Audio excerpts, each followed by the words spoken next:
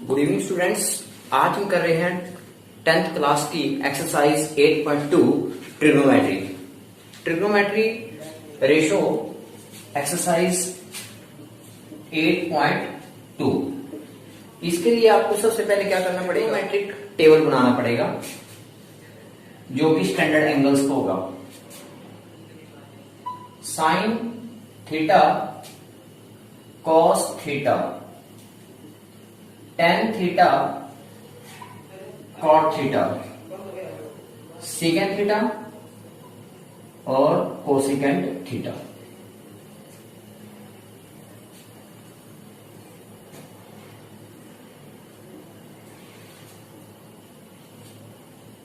इस टेबल को कैसे बनाएंगे ये इंपॉर्टेंट है।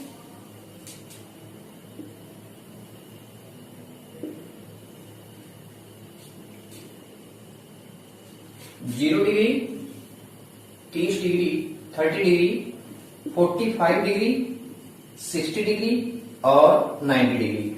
इसका कॉम्प्लीमेंट्री इस साइड ले लेते हैं। 0 degree, 30 degree, 45 degree, 60 degree and 90 degree.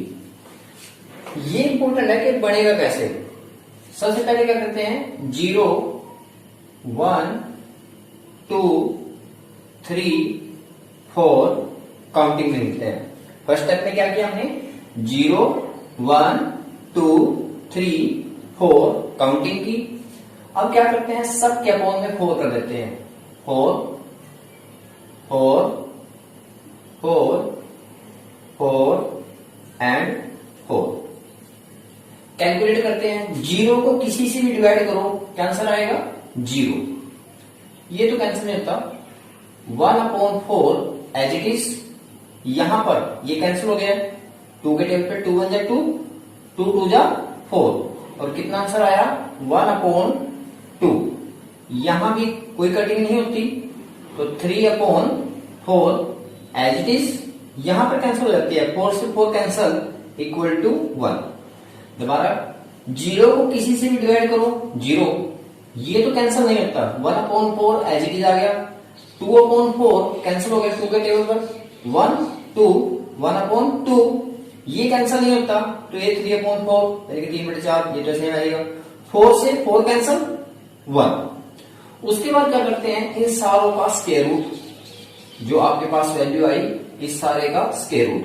वैसे तो ये इतनी प्रैक्टिस होगी कि आपका लर्न हो जाएगा, लेकिन स्टार्टिंग में क्या करना पड़ेगा, स्टार्टिंग में आपको बनाना भी आना चाहिए कि बाई चांस लर्न हो, कम से कम एग्जाम के टाइम आप उसी टाइम से इसको बना सको। अब 0 का स्क्वायर रूट कितना आएगा, 0 का स्क्वायर रूट 0, यहां पर 1 का स्क्वायर रूट 1 और 4 का स्क्वायर रूट 2। यहां पर 1 का स्क्वायर रूट 1, लेकिन 2 का स्क्वायर रूट नहीं निकल सकता, √2 एज इट इज। √3 पॉसिबल नहीं है तो √3 एज इट इज। 4 का स्क्वायर रूट 2 और 1 का स्क्वायर रूट 1। यही पार्ट मुश्किल था, बाकी आगे आपका बन जाएगा। अब क्या करते हैं, इस 1 को यहां लेकर आएंगे, 1 को यहां लेकर आएंगे और उसको ऐसा रेसिप्रोकल इसका कर देंगे, इसको उल्ट देंगे। जैसे 1/1 यहां लेके आए और इसको उल्टा किया तो 1/1 ही आ गया, यानी कि 1 ही आ गया। तो 1/, लिखने की जरूरत नहीं होती, जिसमें जाने के लिए था कि आप यहां लेकर आए और इसको रेसिप्रोकल कर दिया। एज इट इज इस वैल्यू को यहां लेकर आएंगे और इसका रेसिप्रोकल कर देंगे तो क्या आंसर आएगा 2/√3। इस वैल्यू को √2/1, वैसे 1 लिखने की जरूरत नहीं होती है, अपॉन में √2 आ जाएगा। एज इट इज दिस 2/1, 1 नहीं लिखना है, उड़ा देंगे बाद में। किसी भी स्टेटमेंट के अपॉन में यदि कुछ नहीं है तो उसके स्टेटमेंट क्या माना जाता है, 1 तो माना जाता है। अब इसको यहां लेके आएंगे तो क्या हो जाएगा 1/0। लेकिन किसी भी नंबर के अपॉन में 0, यानी किसी नंबर को यदि 0 से डिवाइड करते हैं तो आंसर आता है इन्फिनिटी। ये पॉसिबल नहीं होता, मतलब बहुत बहुत ज्यादा आंसर आ जाता है। दोबारा सुनो, यदि किसी भी नंबर को आप 0 से डिवाइड करोगे तो आंसर आएगा इन्फिनिटी। तो यहां पर क्या आ गया आपके पास, इन्फिनिटी। उसके बाद बीच की वैल्यू कैसे निकालेंगे, इन दोनों को मल्टीप्लाई करके, 0 को 1 से मल्टीप्लाई करेंगे, 0 इसको इससे मल्टीप्लाई करेंगे। जैसे 1/2 को आप मल्टीप्लाई कर रहे हो 2/√3 से, मतलब 1/2 को आप 2/√3 से डिवाइड मल्टीप्लाई करोगे तो 2 से 2 कैंसिल हो जाएगा, क्या बचेगा आपके पास 1/√3। एज इट इज √2 को √2 से काटेंगे, ये तो पूरा कैंसिल हो गया आपका, क्या आंसर आया 1।